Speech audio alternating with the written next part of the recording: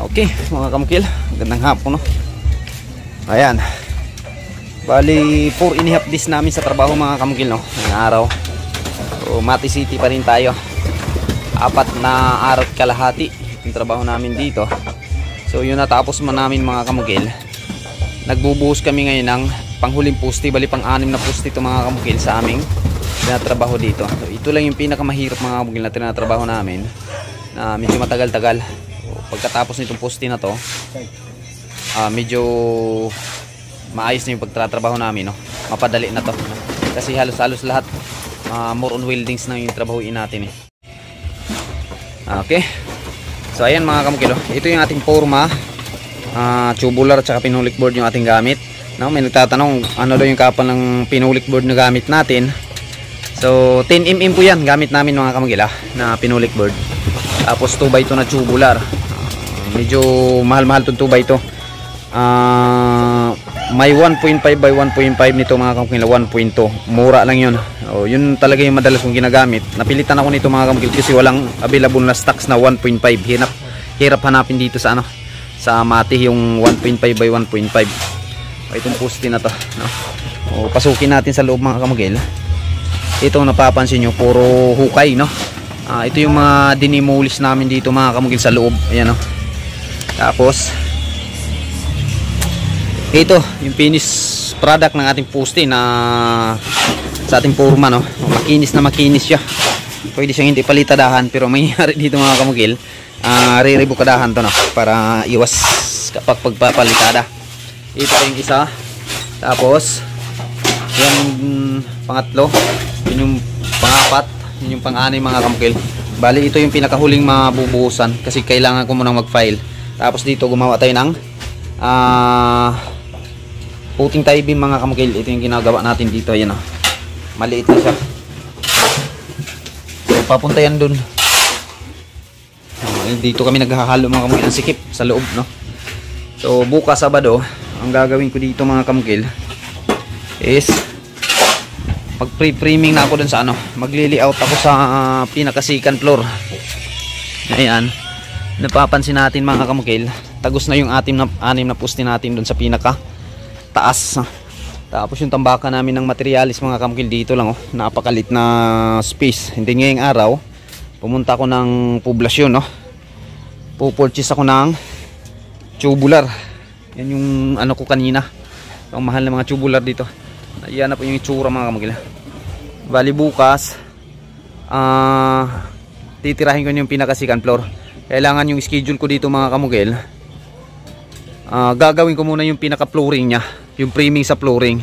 Kasi pag deliver ng mga materialis galing Davao, yung mga walling natin, roofing, kailangan dyan natin siya ilalagay sa pinakataas mga kamukil. Kasi kung dito natin ilalagay, malamang damage yung ating mga cladding no? So kailangan kong mapurma yung pinaka framing ng ating flooring. Pagkatapos mapurma mga kamukil, yung i-deliver na materialis mula Davao, dyan ko siya ilalagay no? So habang wala ako dito within 3 days mga kamukil, nandun ako sa Davao kasi may papalo up din tayong project doon. Sila yung magtatrabaho dito pagpatay ng mga pusti hanggang roofing no? Yung skeleton ng ating roofing, may maiiwan dito, sila yung magtrabaho. So tama-tama yung balik ko mga kamukil, tapos na yung skeleton natin pang second floor. Ayan, yan po yung details. Maliit lang tong bahay na to mga kamukil no? Sa mga nagtatanong, maliit lang to. Kaso lang, kahit gaano kalit yung bahay na ipapatrabaho natin, gagastos at gagastos pa rin tayo. Unang-una mga kamukil, sa materialis, hindi masyadong problema yung materialis kasi may mga mapupuntahan tayong mura no? Sa libor tayo malalakihan. Medyo yung iba nga nagtataka, yung iba kong mga kliyente, bakit kukunti na lang yung diferensya ng libor at saka gastusin. Kasi unang-una mga kamukil, lahat ng mga galaw dito, trabaho ng mga kasama, kinikwenta ko yan mula pag demolish hanggang sa matapos siya no? Kasi ibang uri ng trabaho itong trabaho namin mga kamukil, mga renovation, kaysa umpisa talagang gagawa tayo ng bahay. Ito yung pinakamahirap eh. Tapos yung mga pagpaplano no? Hindi po biro yung ganitong mga project no? Imagine niyo mga kamukil, itong bahay na to, itong existing na bahay na to, walang poste ito. May poste man, kahoy yung pinadala nila, pero pinalitan namin ng konkrito yung mga poste. ano. Tapos yung mga existing na mga wall tinira namin. So ganito kahirap yung trabaho namin, no.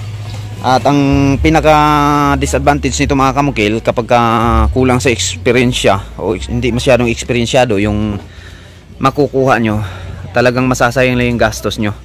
So kahit dito nga mga kamukil, yung senaryo dito, itong mga poste mula baba, itong mga konkretong poste, talagang hindi ko to nakukuha yung eskwala nito, may iba, no?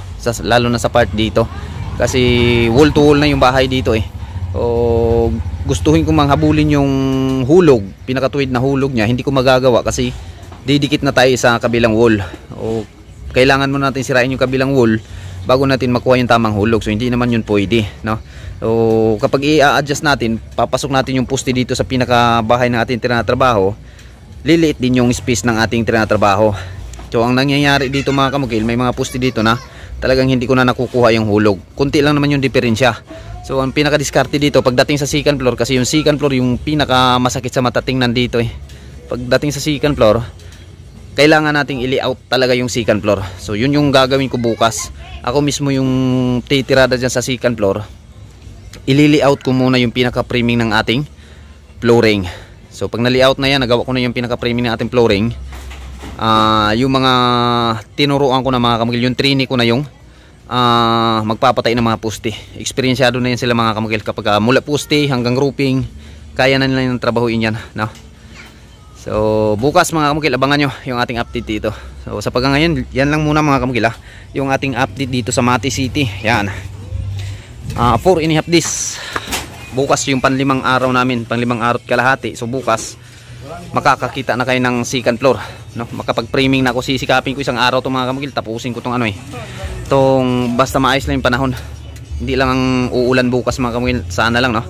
O isang araw to sisikapin ko matapos ko tong pag-framing ng flooring. So yan lang, maraming salamat mga kamukil. Once again, Mongkel on the vlog. Thank you.